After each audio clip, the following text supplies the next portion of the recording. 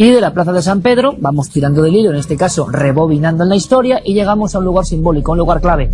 El Monte de la Calavera, o Monte del Calvario, a las afueras de Jerusalén, sobre una hondonada. Allí crucifican a alguien. Hemos visto estas imágenes, forman parte de nuestra iconografía, sea cual sea la creencia, es un arquetipo que está ahí. Pero nosotros, en cuarto milenio, nos hemos propuesto otra cuestión. Que esas imágenes que tenemos en el cerebro, que hemos casi teatralizado o mitificado en exceso, convirtiéndolas, bueno, en iconos, no en realidad, cobren de nuevo carne humana y la ciencia las convierta en algo propio de otra dimensión. Les invito al experimento.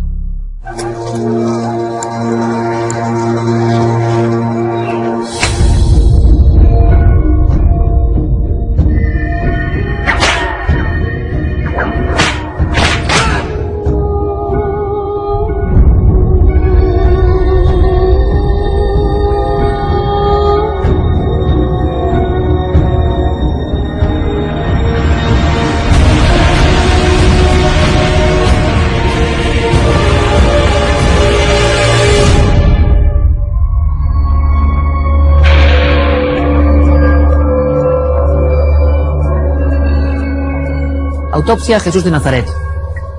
Cuando en nuestra hora del misterio tenemos la visita del doctor Cabrera, y cuando el maestro Juan Villa genera una de sus figuras, siempre ocurre algo novedoso, algo que nos trae aprendizaje, algo en este caso con un toque de sobrecogimiento personal, porque nuestra idea no es que ustedes vean aquí una figura, un símbolo, una talla, por ejemplo, hermosa, no. En este caso concreto, un cuerpo, un ser que ha sido martirizado. Y quizá la empatía con ese grande que fue Jesús de Nazaret sea todavía mayor. Queremos hacer un análisis como solo un valiente se atreve a realizar. Miles de autopsias, pero estoy seguro que esta es la más especial que él ha hecho. Doctor Cabrera, como siempre es un honor tenerte aquí. Y que el honor es para mí. CSI Jesús de Nazaret, el crimen más injusto. Y teníamos esa idea, doctor. Es que yo ahora mismo viendo en esta masilla forense, este material concreto, lo que ahora el doctor va a ir enseñando, las erosiones, las laceraciones, es que yo estoy viendo heridas, no estoy viendo una figura, no estoy viendo arte, estoy viendo tremendo dolor que vamos a ir analizando. Lo primero que quería decirte, Iker, es que este no es un tema, este es el tema. Quiero decir, es el tema para mí, en mi vida personal. Por lo tanto, no estoy neutro, estoy un poco emocionado. Y yo quiero que me perdone la audiencia y me perdones tú si en algún momento me emociona, porque lo que estamos viendo aquí es la muerte de un ser especial que marcó la vida de millones de personas. Entonces eso es lo que vamos a hacer hoy. Explicar... Para mí es el más especial. Bueno. Así que vamos allá. Venga. Venga. Bueno, tenemos una persona neutra para que nadie se sienta especialmente dolorido. Y vamos a ver cronológicamente las lesiones que un forense ve aquí y vamos a ver qué instrumentos generaron esas lesiones. Porque, doctor, se podría hacer con el conocimiento científico de hoy, que es lo que tú has hecho en ese estudio maravilloso, sí, un diagnóstico, una autopsia concreta de lo que le pasó a este cuerpo. Perfectamente. Con los documentos de los evangelios canónicos, los evangelios apócrifos y la sábana santa, que nadie ha dicho hasta hoy que no sea cierta, con eso se puede reconstruir una autopsia, que es lo que vamos a hacer hoy aquí, con los instrumentos de aquella época y con un cuerpo donde ya están las lesiones, como tú has explicado. Y vamos con un código temporal, es decir, vamos a repasar en este cuerpo las últimas horas de Jesús. Perfecto. Todo el mundo sabe que Jesús, entre que es prendido en el huerto de Getsemaní, donde ya había sudado sangre por la angustia que tenía, hasta que muere en la cruz, no pasan más de 24 horas. Esto la gente lo tiene que tener en su cabeza. En esas 24 horas, Jesús, cuando ya es prendido y es llevado delante de los sumos sacerdotes, lo primero que recibe, aparte de insultos, son los famosos latigazos. Ajá. Y esos latigazos no se le dan con unas cuerdas normales y corrientes. Se le dan con un instrumento terrible que se llama flagrum, que está aquí, que lo vamos a coger ahora mismo. Doctor. El flagrum o flagelo romano era un instrumento terrible que tenía en la punta de los cueros que tenemos en la mano unas bolas de plomo que cuando este instrumento golpeaba un cuerpo no solo rompía la piel, que es lo que vamos a ver en el cuerpo, sino que llegaba a romper las costillas. Por lo tanto, con este instrumento, todas estas lesiones que estamos viendo aquí no son simples heridas de piel, son heridas que llegan hasta la costilla.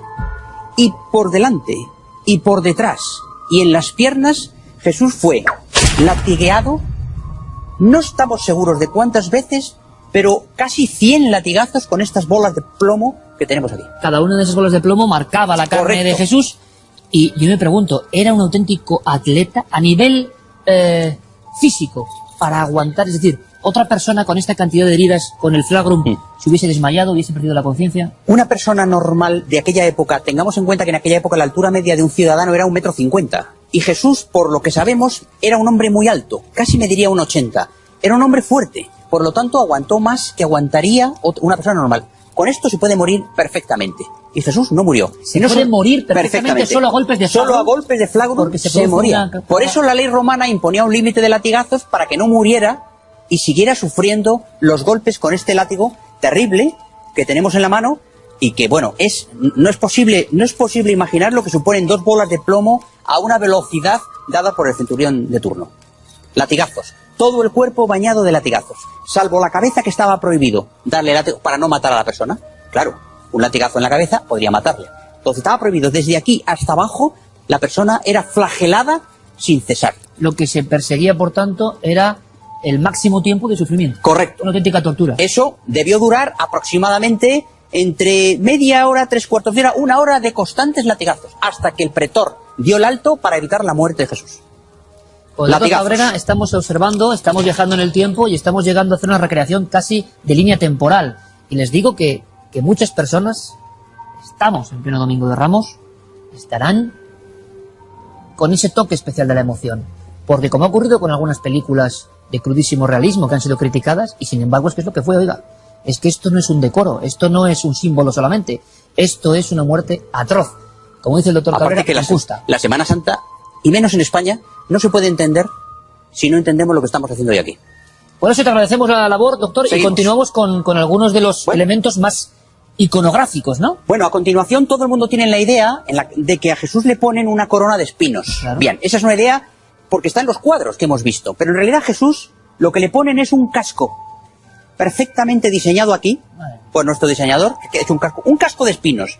Estos espinos, Iker, estaban en las guarniciones romanas y eran con los que se prendía fuego. Es decir, igual que el sarmiento en Castilla, con estos espinos se iniciaba el fuego y luego se echaba la madera. Bien, pues con estos espinos terribles de Galilea se confecciona un casco que se incrusta en la cabeza de Jesús una vez que ya está terriblemente latigueado y flagelado, y al insertarlo en la cabeza de Jesús se le clavan estas púas en todo el cuero cabelludo y encima se le golpea con una caña, con lo cual este casco es golpeado encima de él. Tengamos en cuenta que al ser golpeado encima el casco, todas las lesiones del cuero cabelludo que sangra mucho generarían una hemorragia que a Jesús, lógicamente, al estar de pie, en ese momento, le bañaría toda la cara en forma de regueros desde arriba hacia abajo. Una cosa, doctor, importante, y que ahora te pregunto desde el desconocimiento. ¿Fue una cuestión especial para Jesús de Nazaret o con los muertos por crucifixión también se empleaba la corona de espinas? Para nada. Este es un elemento que no tenemos ninguna referencia bibliográfica de que se haya utilizado con alguien. Esta es una tortura especial. Esta corona se genera por lo que entonces se decía. Jesús era el rey de los judíos y entonces se le pone una corona como... a modo de sorna. Exactamente. Por lo tanto, esto es una cosa extra, como tantas otras cosas extras que tuvo Jesús en aquel Jueves Santo. Hemos visto, estamos comprobando que en las rodillas, por ejemplo, una de las marcas que ha dejado magníficamente Juan Villa son unas erosiones muy especiales. Yo me pregunto, ¿en qué momento? Parece que es previo. Claro, la cuestión es, Jesús tiene una serie de lesiones a lo largo del tiempo, desde que es prendido hasta que es crucificado. En ese tránsito a Jesús se le obliga a llevar en sus hombros no toda la cruz, como cree la gente, sino el patíbulo, que es el transversal, el travesaño transversal. Ese patíbulo, que pesaría entre 40 y 50 kilos, Jesús lo lleva en el hombro. Hombro que, por supuesto, está desollado. Es decir, el hombro de Jesús está desollado. Desollado prácticamente hasta el hueso. ¿Por qué? Porque ese patíbulo era una madera rústica cortada para el efecto. Y en ese camino hacia el Gólgota, Jesús cae de rodillas varias veces, y al caer de rodillas con el peso de 50 kilos, tiene que romperse las rodillas necesariamente. No es posible explicar de otra manera las lesiones que en la sábana santa se ven de las rodillas abiertas como cuando éramos niños, que nos caíamos al suelo, pero en esta ocasión con una herida completa que llegaba hasta la rótula.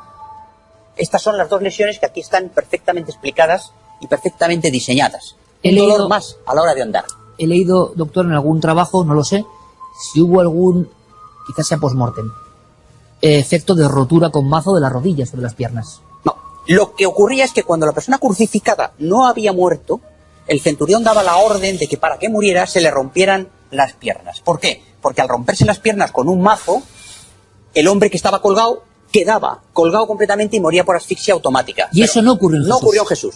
Primero porque los profetas lo habían predicho y segundo porque Jesús muere antes de que llegue ese momento y el centurión decide no golpearle en las piernas sino pasar a lo siguiente. Sé que muchos espectadores tenían y han leído sobre esa incógnita, así que perfectamente aclarada, y nos vamos hacia el elemento quizá iconográfico más terrorífico. Todos son terroríficos, pero ahora, cuando el doctor enseña el clavo, de repente nos damos cuenta de esta especie de viaje que estamos haciendo, que no es ficción, que no es arte, que ni siquiera es una iconografía que se saca ahora en Semana Santa, con todos los respetos, que es que fue una tortura terrorífica, como expresa ese clavo.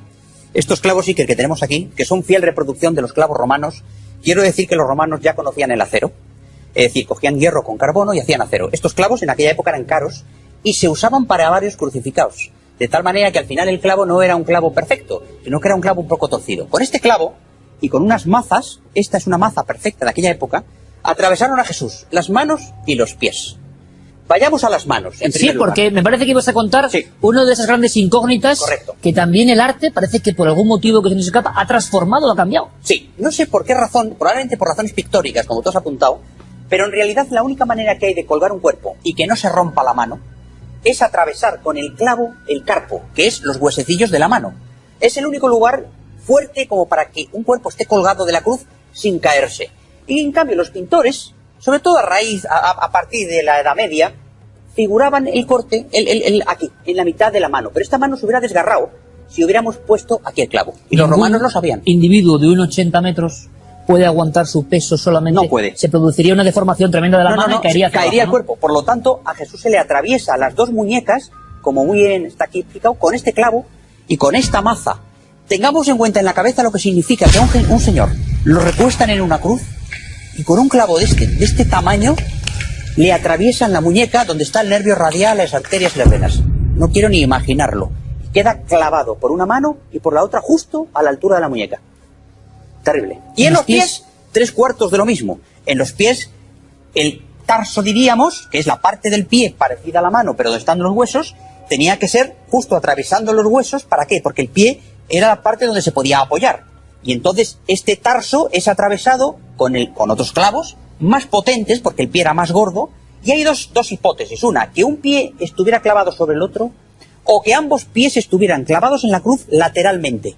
No tenemos certeza, aunque la sábana santa nos indica que el agujero es frontal, justo en el tarso. Y debajo del pie hay un trozo de madera que los romanos ponían para que el crucificado pudiese apoyarse. Porque si el crucificado no se puede apoyar, la muerte es instantánea. Entonces tenían un reposapiés, por así decirlo, de indulgencia. Y este es el clavo, y esta es la maza, y ambos pies estarían atravesados a la altura del tarso, con lo que supone de dolor para un crucificado.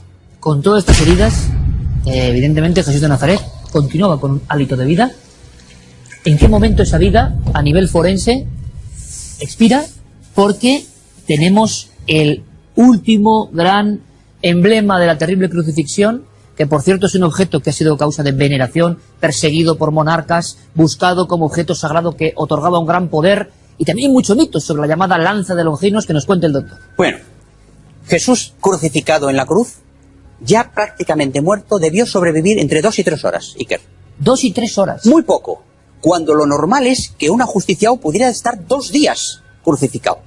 ¿Y eso por qué lo digo? Porque ya había perdido mucha sangre. Entonces el centurión, el famoso Longinos, ante la visión de que había fallecido, cuando él grita Elí, Elí, lema sabactani, te encomiendo mi espíritu, en tus manos encomiendo mi espíritu, Longinos con el pilum romano, que es este arma terrible, este pilum atraviesa desde abajo hacia arriba el costado de Jesús de derecha a izquierda. ¿Qué heridas se producen a nivel forense? Este pilum atraviesa, imaginemos que Jesús está no tumbado como está aquí, sino en la cruz, y entonces el pilum entraría así. ¿Esto qué significa? Que tendríamos un labio de la herida del pilum, de la hoja, que tiene 2 filos, que entra por las costillas, atraviesa el corazón por dentro, y saca otra vez el pilum. Y en ese instante sale sangre y agua. Y aquí viene la gran historia que es núcleo de la consagración en la Iglesia Católica. Sangre y agua, ¿por qué? Porque el corazón de Jesús había latido tanto en la agonía que tenía la bolsa pericática llena de suero. Y ese suero sale con la sangre. Los forenses habéis llegado a ese nivel de detalle, Está claro. de comprender una visión, porque se produjo realmente esa herida y ese sobreesfuerzo en el corazón de Jesús. Claro, ese sobreesfuerzo en el corazón de Jesús implicó una agonía muy lenta y esa agonía generó un líquido que rodeaba el corazón y al pinchar el centurión, el corazón, salió el suero y salió la sangre. Y aquí la sangre y el agua. Y aquí Jesús ya estaba muerto. Pero esta fue la comprobación del centurión de que Jesús había muerto.